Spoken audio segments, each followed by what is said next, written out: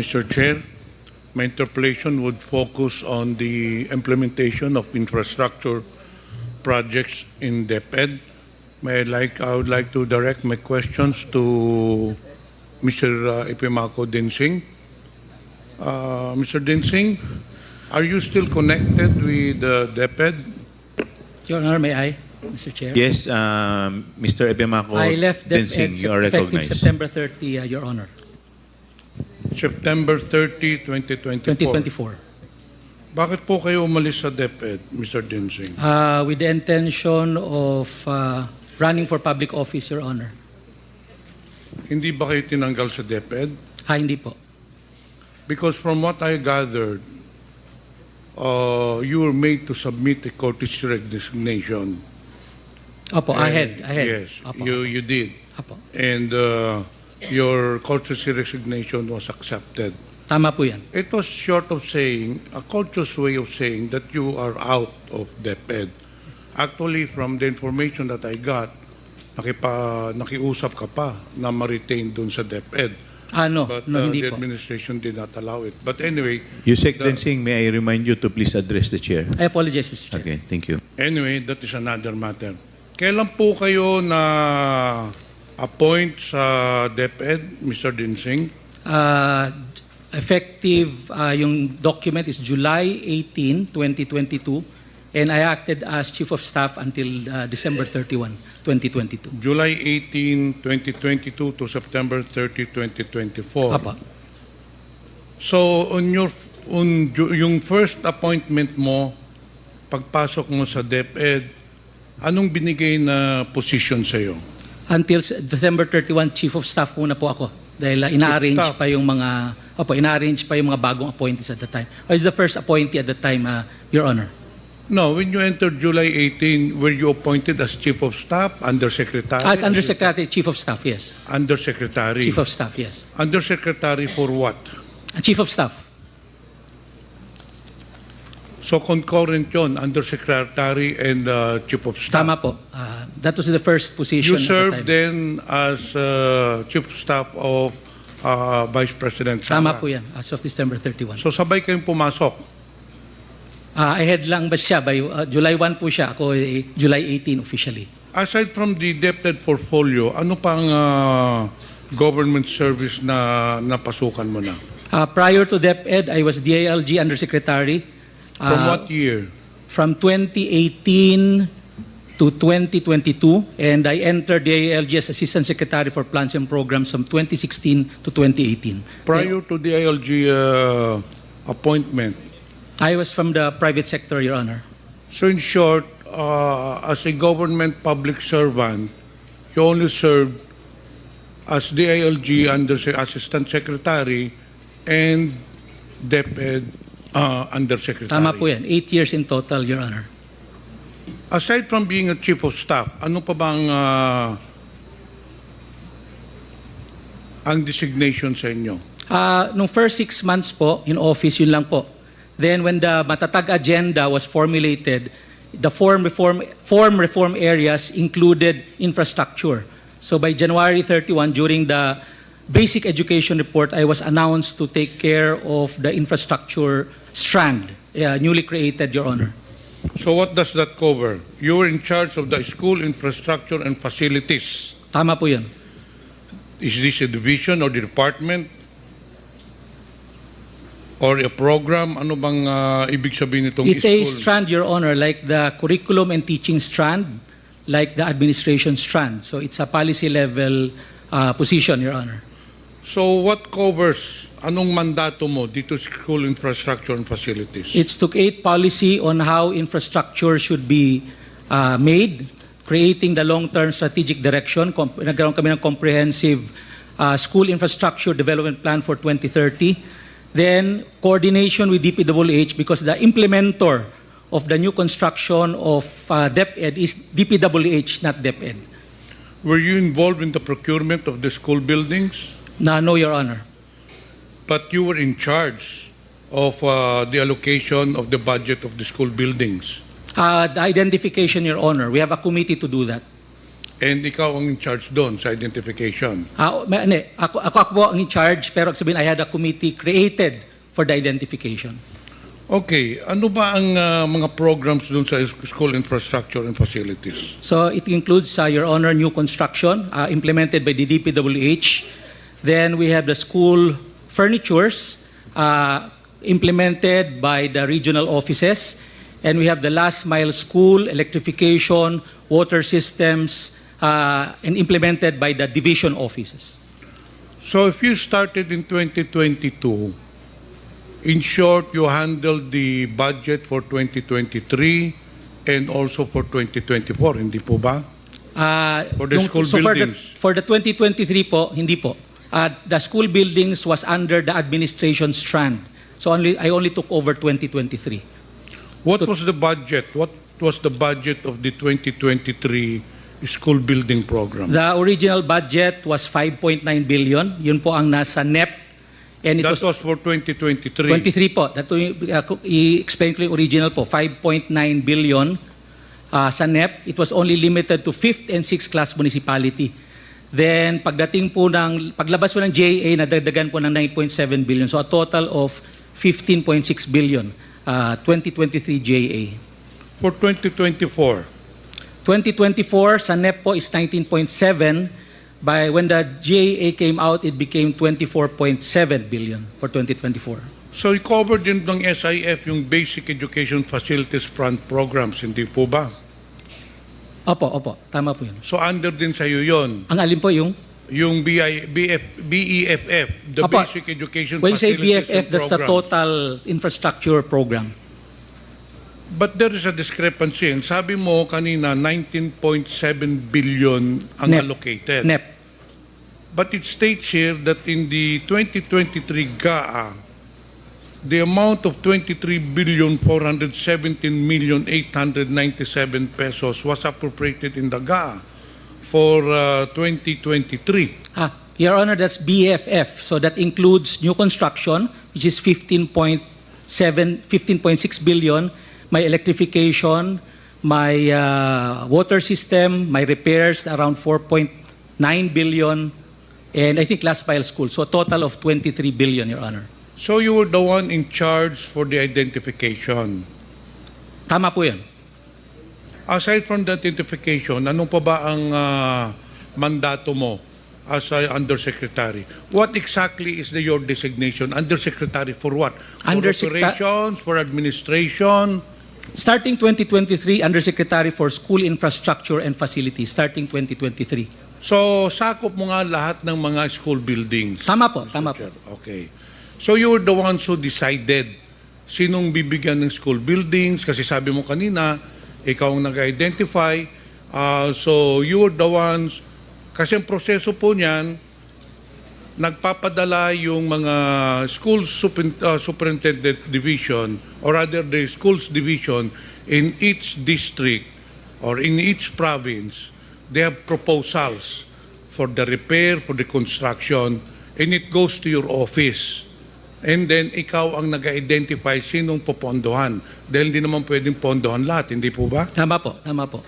Correct. Pero for this purpose, Your Honor, I made sure that it is equitably allocated. That's why in August 4, 2023, we created a National Technical Working Group composed of 4 area managers, members of Education Facilities Division, merong operation strand na outsider sa SIF strand para ho fair ang allocation and based on needs. And there's a criteria. The criteria is 70% should be allocated to those which are in makeshifts, yung talagang walang classroom from the very beginning, and 30% allocated dun sa may shortage, kagaya ng 2 shifts, 3 shifts, yung po shortage po yun. So nakafocus Mr. po Chair, dun. merong committee na nagde-decide Tama po yun. kung sinong bibigyan ng allocation. Opo. Based on the proposed list of the divisions. Hindi Tama po. po ba? We assume na validated na rin siya. So in short, ikaw talaga ang nagde-decide kung sinong binibigyan. Once na nagawa na ng listahan ng yung komite, I just accept it at is because I assume that they follow the criteria that we set. But I think you're the one who is really deciding because if I recall, during the budget hearing, Mr. Chair, for 2023, ang pinadala po ni Mr. Dinsing during the party consultations, pinadala ng Dep.Ed during the party consultations, if you remember, for every budget hearings, before the pre-plenary budget hearings, may pinapadala po ng mga representative, in most cases it's the secretary. I recall in 2023, during the budget deliberations, kayo ang pinadala na regarding sa mga school buildings. Tama po yun. I remember that was, I think, third week of August 21 or 22. Tapos at that time, tapos na po yung listahan na ginawa ng National Technical Working Group. I think the list was supposed to be around 15.1 billion. Yun po ang pinresent namin sa consultation. So in short, you really have a big role. You have the big role in identifying and allocating funds for the different divisions with regards to school buildings. Hindi po ba? Tama po, tama po. Ngayon, ang tanong ko, in the 2024 budget or the National Expenditure Program, there was an allocation for Surigao del Sur, in fact, 2 districts. One in the amount of 103 million pesos for, if I'm not mistaken, Tagbina National High School, and another 70 million pesos for Barubo National High School. But unfortunately, in fact, there was already a notice from Dep.Ed to DPWH to conduct the biddings already. However, all of a sudden, the biddings were stopped because accordingly, the funds are not available. Paano po nangyari yun, Mr. Chair? Na nakalagay na nga doon sa National Expenditure Programs, pagdating doon sa 2024, nawala yung budget. Ang nangyari po noon, Mr. Chair, sabi ko nga, meron na identify na 15.1 billion yung National Technical Working Group, which we adopted as is. Yun po ang pinesent namin sa mga ating congressman. But Mr. Chair, it was already included in the NEP. Paano mawawala yun? Ang nangyari po, Mr. Chair, ganito, nung paglabas po ng General Appropriations Bill, yung 19.7 naging 24.7 billion, pero yung 14.7 billion nagkaroon po ng Annex A. In other words, these are the projects identified by the various congressmen. So, yung aming 15.1 nawala. So, since nawala siya, ang una namin ginawa, yung lahat ng may malalaking allocation na 100 million pataas, yun ang una namin kinat para ma-allocate sa mga maliliit. So, yung aming 15.1 at the time naging 5.8 billion na lamang, lumiit po ng husto. So, Mr. Chair, in short, you took it upon yourself to cut the budget without notifying the congressmen. Sabi mo kanina, may mga identification mga congressmen. You took it upon yourself, being the head of the SIF, to cut the budgets of the different proposed school buildings. Ganun ba?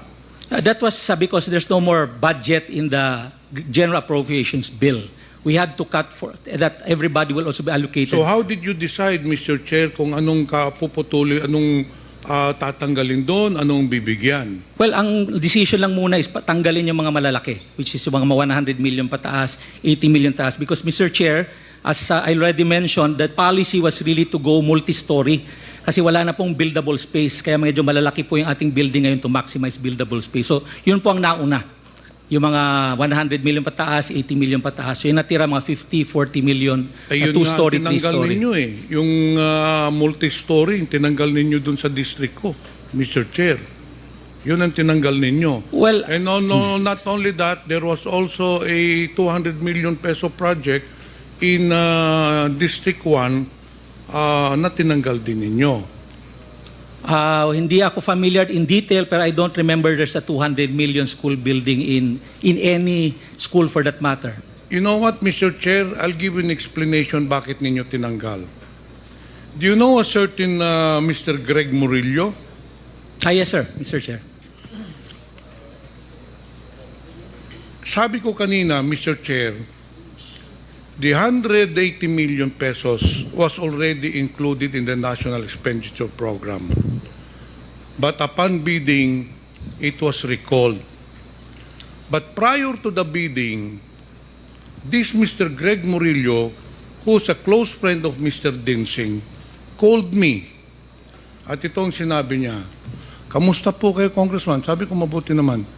Congressman, meron po lang kayong budget na 170 million pesos para sa district mo. O sabi ko, yun nga, naka-schedule na for bidding. In fact, binibidding na yata. Sir, pwede daw muna, mag-usap daw muna kayo ni Mr. Dinsing. Those exactly the words of him, pwede tayo magharap-harap tayo, baka naman pwede makipagkita ka kay Mr. Dinsing. And sabi ko, para saan? Alam mo na, may pag-uusapan kayo. Right there and then, I already knew anong pag-uusapan. Si Mr. Dinsing hihingi ng komisyon. So, I told Mr. Greg Murillo, whom you admitted is your good friend, sinabi ko doon kay Mr. Murillo, why will I give money to Mr. Dinsing when this has already been allocated in the National Expenditure Program? So, I did not entertain that anymore. And Mr. Chair, lo and behold, the funds did not come through. Kinancel yung bidding and then nawala na nga because I did not come across to the request of Mr. Dinsing na humingi siya ng komisyon. And not only that, Mr. Dinsing, hindi lang akong biktima niyan. Marami pong mga congressmen, and for the record, I want to put it in record, maraming mga congressmen na nagsabi din sa akin that you approach them. In fact, there is one congressman in Visayas that you were asking for 18% commission of the school buildings. Kasi ikaw nga ang nagdidesisyon kung sinong bibigyan, sino ang tatanggalan. In fact, it is on record. You just said kanina na ikaw ang nagdesisyon kung sinong tatanggalan, sinong bibigyan. Not only that, sometime last year or probably within this year, you met with some of the congressmen in Manila. I already talked to them. Humarap ka doon, may kasama ka pang contractor. Do you know a certain architect, Ralph Texon? Yes, yes, sir. Yes. Yung po ang kasama mo nung humarap ka sa congressmen sa Manila. And just the same, you were implying, you were asking for a commission, hindi lang yun, sinabi mo pa na yung contractor mong gagawa, itong si Mr. Architect Ralph Texon. And that is the reason why, Mr. Chair, tinanggal si Mr. Dinsing sa Dep.Ed.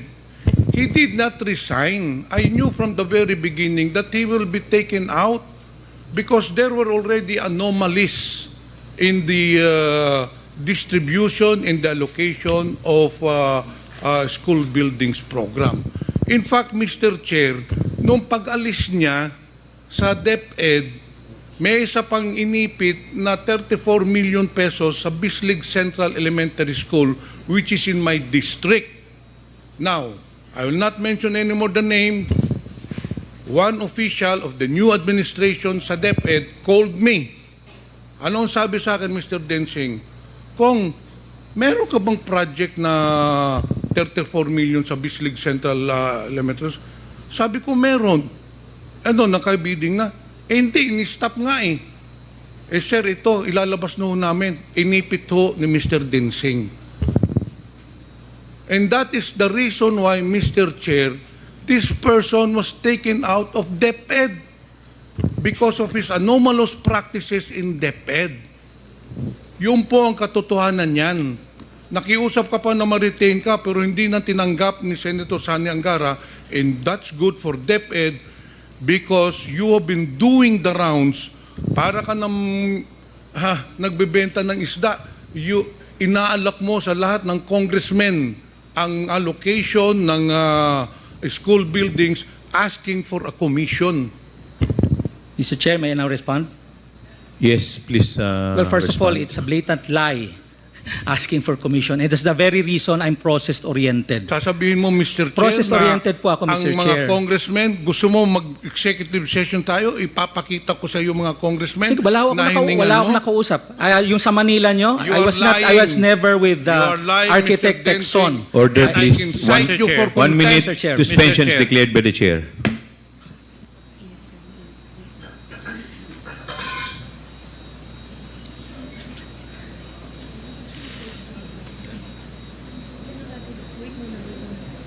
Recognition mo, sir.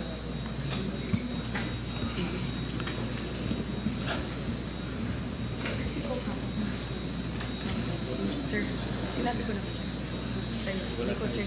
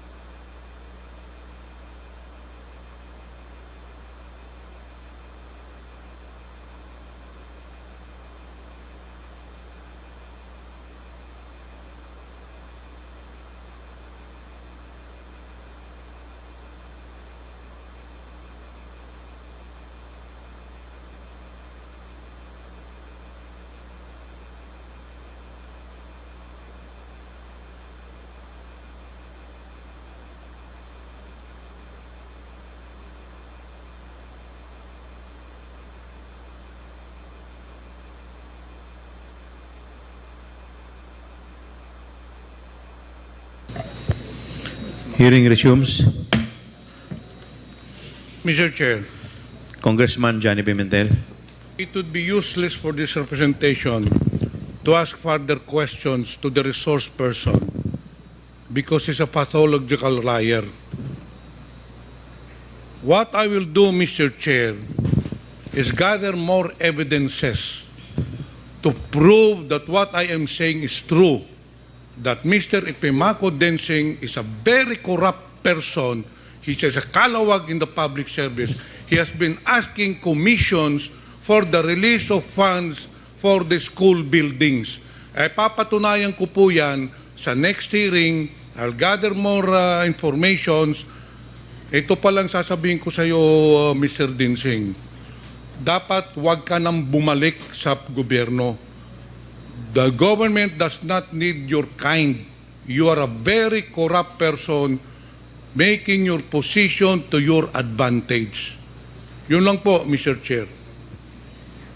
Thank you.